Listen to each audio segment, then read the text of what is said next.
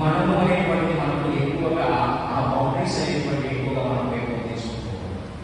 కానీ మనం చూడాల్సినటువంటి ఏంటంటే దానికి అవతల ఉన్నటువంటి, ఎందుకంటే మనం ఈ లోపల ఉన్నప్పుడు మనకు అన్నీ కనపడతాయి.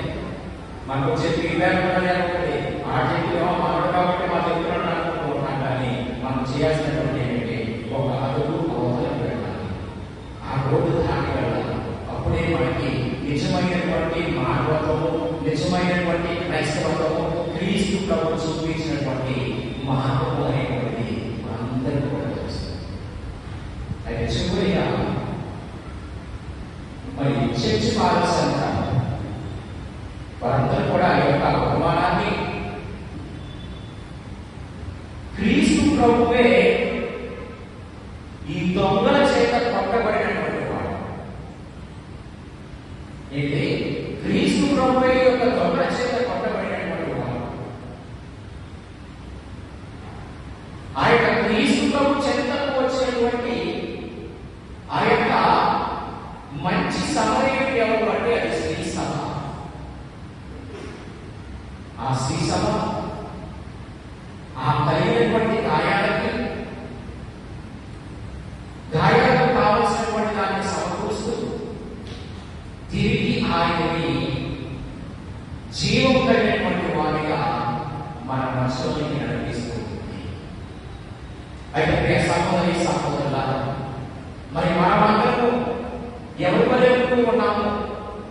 శ్రీ సభ చెప్పినటువంటి మార్గం నడుచుకుంటూ మంచి సమరయుల వలె ఉన్నామా, లేక యాజకుల వలె, లేఖి వలె, మనకెందుకులే అనేటువంటి దాని మీద మనం పెట్టుకుంటున్నాం. ఈ రోజుల్లో ఈ యూట్యూబ్ లో బాగా ఫేమస్ అయిపోయిన తర్వాత మనిషి ప్రాణం కంటే ఈ సెల్ఫీ ఎక్కువైపోయింది.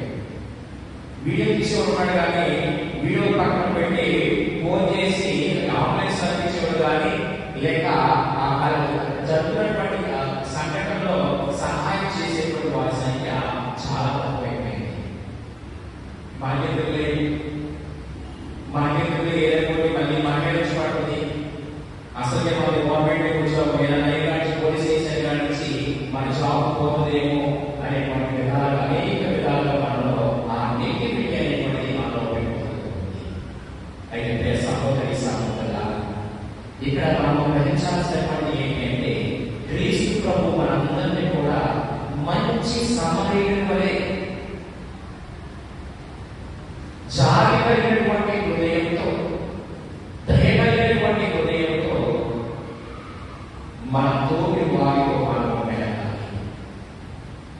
ఏంటి జాలి కలిగినటువంటి వారితో తోటి వారితో మనం వెళ్ళాలి. మరి పేరుతో సంబంధం లేదు. పొడుగు అనే సేవ చేయడానికి పేరుతో ఏ విధమైనటువంటి సంబంధం లేదు.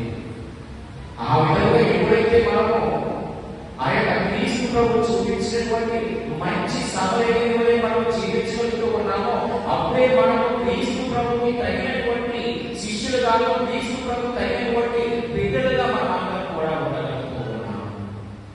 అదే ఆయన తన యొక్క జీవితంలో చూపించింది. మంచి సమరయుని వలె ఆయన తన యొక్క ప్రాణాన్ని సేవలో అర్పించి ఆయన మనతో లోకముతో సఖ్యత ఏర్పాటు చేస్తుంది.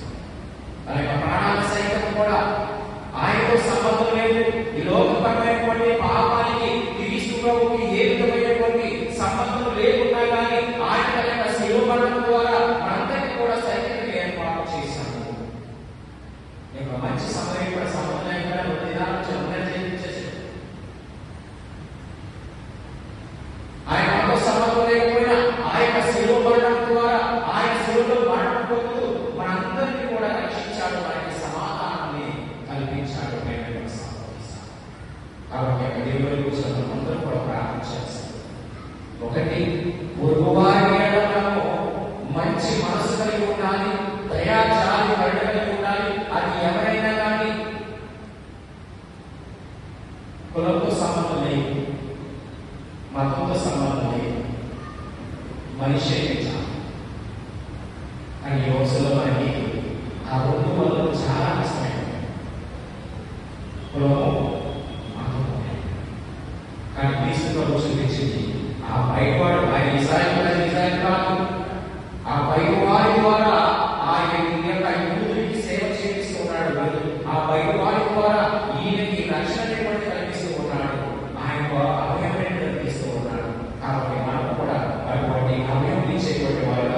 శాంతిని తీసుకొచ్చేటువంటి వారుగా, దయా జాలి కలిగేటువంటి వారుగా మనం అందరూ కూడా ఉండాలని శ్రీ సభ అందరినీ కూడా ఆహ్వానిస్తారు.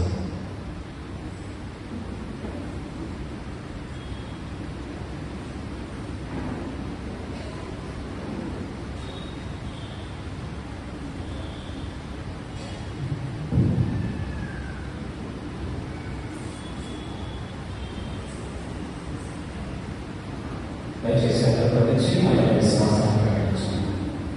పరలోకములో భూలోకములో సృష్టించిన